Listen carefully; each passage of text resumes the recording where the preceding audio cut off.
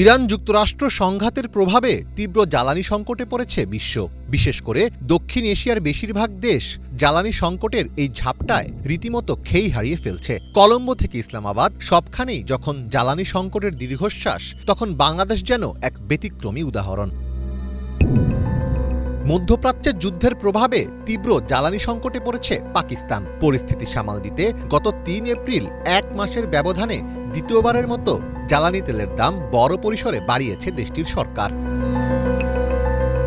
নতুন ঘোষণায় পাকিস্তানে ডিজেলের দাম প্রায় ৫৫% এবং পেট্রোলের দাম ৪২% বাড়ানো হয়েছে। ফলে ডিজেলের দাম লিটার প্রতি বেড়ে দাঁড়িয়েছে ৫২০.৩৫ রুপি এবং পেট্রোলের দাম হয়েছে ৪৫৮.৪০ রুপি। কেরোসিন তেলের দামও বাড়িয়ে ৪৫৭.৮০ রুপি নির্ধারণ করা হয়েছে।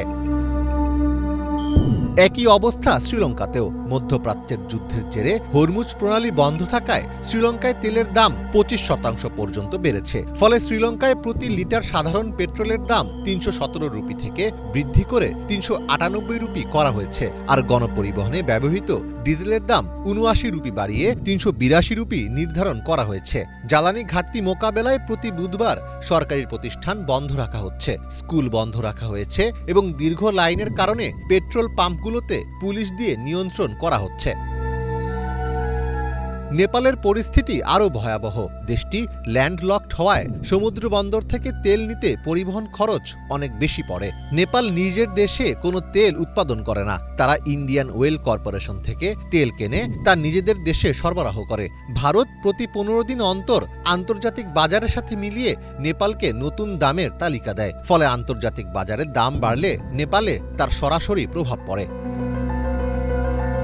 নেপালের ভৌগোলিক অবস্থান পাহাড়ি হওয়ায় সেখানে পণ্য পরিবহনের একমাত্র মাধ্যম সড়কপথ। তেলের দাম বাড়ার সাথে সাথে সেখানে নিত্য প্রয়োজনীয় দ্রব্যের দাম এবং বাসা ভাড়া অস্বাভাবিক হারে বেড়ে গেছে। মধ্যবিত্ত ও নিম্নবিত্ত মানুষের মধ্যে তেলের দাম নিয়ে চরম অসন্তোষ ও হাহাকার বিরাজ করছে।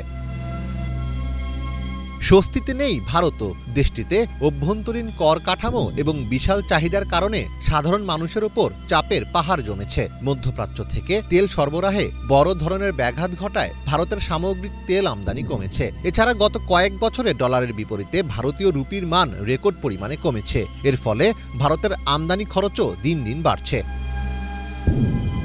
তবে গত ৫ এপ্রিল এক নাটকীয় মোড় নিয়ে দীর্ঘ ৭ বছর পর ইরান থেকে তেল ও গ্যাস আমদানি শুরু করেছে ভারত। মার্কিন নিষেধাজ্ঞার কারণে দীর্ঘ ৭ বছর পর তেহরানের কাছ থেকে জ্বালানি কেনা বন্ধ রাখার পর ভারতের এই পদক্ষেপকে একটি বিরল ও গুরুত্বপূর্ণ নীতিগত পরিবর্তন হিসেবে দেখা হচ্ছে। বিশ্ববাজারে তেলের দামের অগ্নিমূল্য এবং প্রতিবেশী দেশগুলোর হাহাকারের মাঝেও বাংলাদেশ যে স্থিতিশীলতা বজায় রেখেছে তা কোনো কাকতালীয় ঘটনা নয়। এর পেছনে রয়েছে সরকারের সঠিক পরিকল্পনা, ভর্তুকি নীতি এবং আমদানির বিশেষ কৌশল। হরমুজ প্রণালী নিয়ে যখন যুক্তরাষ্ট্র ও ইরানের মধ্যে চরম উত্তেজনা বিরাজ করছে, তখন বাংলাদেশ কোনো পক্ষ না নিয়ে উভয়ের সাথেই সুসম্পর্ক বজায় রেখেছে। অস্থিরতার মধ্যে চট্টগ্রাম বন্দরে ডিজেল আমদানি অব্যাহত রয়েছে।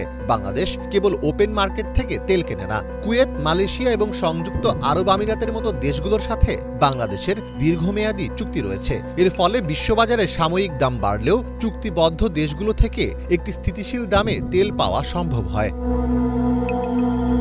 বন্দর সংশ্লিষ্টদের তথ্য অনুযায়ী গত ১ মাসে চট্টগ্রাম বন্দরে জ্বালানি নিয়ে মোট ৩৩টি জাহাজ ভিড়েছে। সংশ্লিষ্টরা বলছেন, মধ্যপ্রাচ্যের পরিস্থিতি অনিশ্চিত থাকলেও বিকল্প উৎস থেকে জ্বালানি আমদানি অব্যাহত রাখার চেষ্টা চলছে। এর অংশ হিসেবে রাশিয়া থেকেও ৬ লাখ টন পরিশোধিত ডিজেল আমদানির পরিকল্পনা করা হয়েছে।